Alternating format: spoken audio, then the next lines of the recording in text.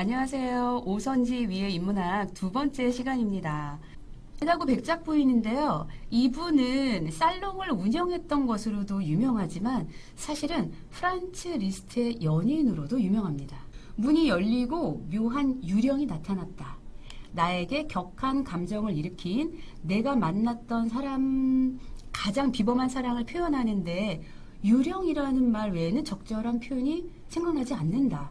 하얀 얼굴에 맵시 있는 큰 키, 마른 몸매를 가지고 있고 큰 눈은 바다 색깔이고 머리카락은 햇살에 넣을 때는 물결같이 빛났다. 이렇게 표현을 했는데 극찬이라는 극찬은 다 한 것 같죠. 정말 첫눈에 보는 순간 살롱에 딱 들어왔을 때 마리다고 백작 부인이 반했나 봐요. 이렇게 이야기를 하면서 불꽃이 팍팍 튀겼고요. 얼굴을 보시면 미남이죠.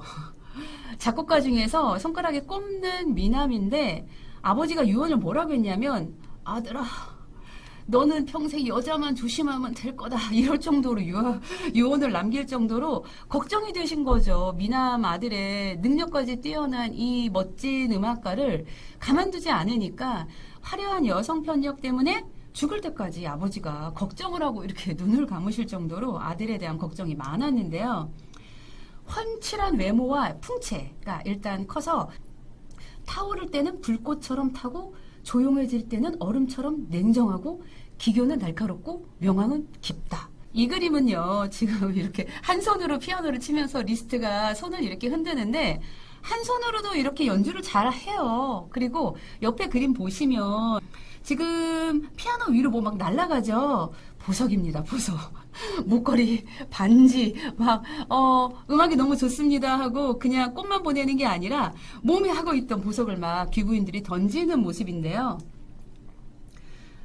화가였던 미클로시가 적었던 글이에요. 그리고 그림과 함께 청중은 훤칠한 키와 잘생긴 외모, 금발을 날리며 무대에 등장하는 모습에 사로잡혔고 손에 끼고 있던 가죽 장갑을 벗어 던지면 그걸 잡으려고 난리가 나는 거죠. 귀족 부인들이.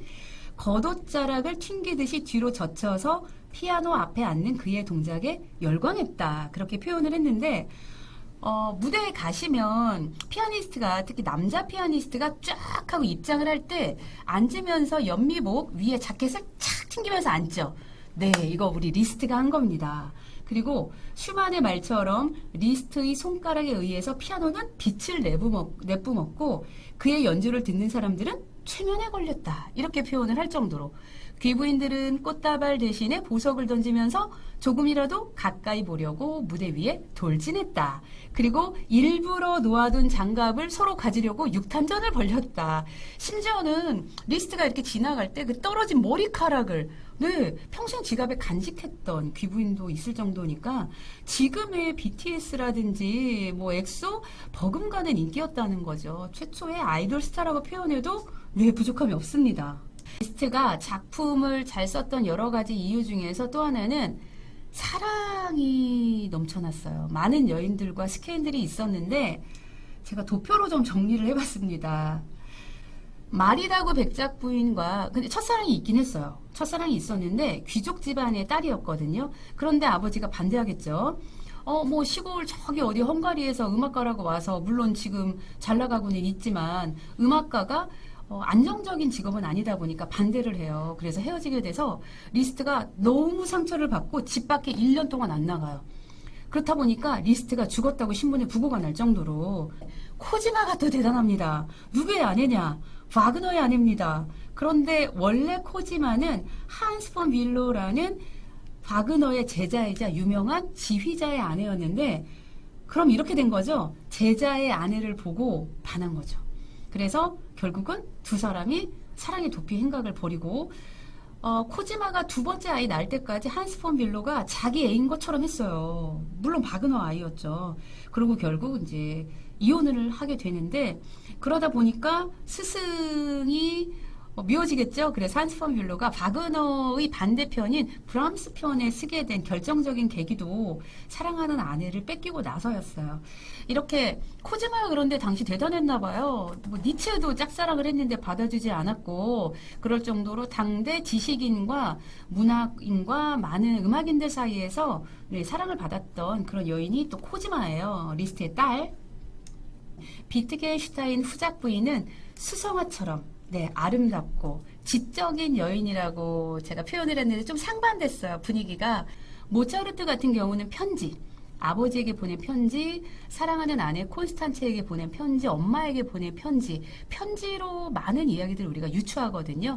그런데 우리 리스트 같은 경우에는 제자들의 제자, 네, 그들에게 전해진 이야기를 가지고 리스트의 여러 가지 에피소드라든지 이야기들을 들을 수가 있어요. 그리고 음악사에서 조금 안타까운 게 리스트가 오해가 많은 것 같아요. 바람둥이였고 뭐 스타병에 걸린 그런 좀 자기 잘난 맛에 사는 연주자다 이런 이야기들이 많은데 그래서 그렇다 보니까 작품을 제대로 인정 못 받는 경우도 많고 리스트가 물론 사랑하는 여인들이 많았지만 동시에 막 만났던 건 아니에요. 그렇다고 잘했다는 건 아니지만 그리고 리스트가 믿음이 굉장히 강했습니다. 어릴 적부터 종교에 대한 믿음이 강했고 그리고 문학 서적을 많이 읽었고 작품 속에 문학에 대한 이야기들이 많이 담겨 있고 마지막에 이렇게 얘기하면 스포인데 이제 얘기를 하면서 전해드릴게요. 비트겐슈타인 이제 공작 부인이 돼요. 비트겐슈타인 공작 부인하고 결국은 결혼을 하게 됩니다. 이혼을 해도 좋다는 오랜 기간 동안 10년이 넘는 소송 끝에 이기게 돼요. 드디어. 그래서 이혼을 하고 결혼을 하게 되는 하루 전날 딸이 찾아옵니다. 만약에 엄마가 아버지와의 결혼이 무효가 되게 되면 문제는 자기에게 오는 재산도 무효가 될 수 있어요. 혹시라도 리스트가 소송을 건다면.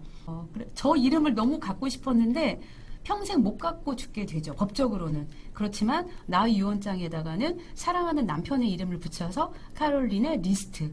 너무 슬펐어요.